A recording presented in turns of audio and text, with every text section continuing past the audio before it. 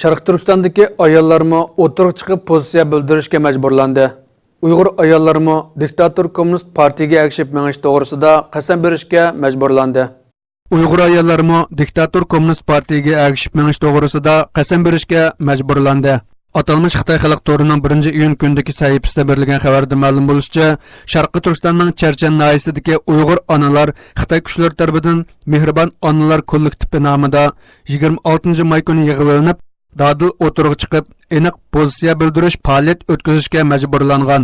Ma'lum bo'lishicha, bu qatim o'rinlashtirilgan Mehribon onalar kollektivi nomidagi atalmış dadil o'tirg'i chiqib, aniq pozitsiya bildirish faoliyatiga Charchan noyasining har sohasidagi Uyg'ur ayollari majbur qatnashtirilgan hamda atalmış bo'lginchilikka qarshi turish, ijtimoiy muqimlikni qo'g'dash urushida qat'iy boshlamchi va ulgu bo'lish, Xitoy Kommunist partiyasiga ergashib menish to'g'risida qasam berishga majburlangan.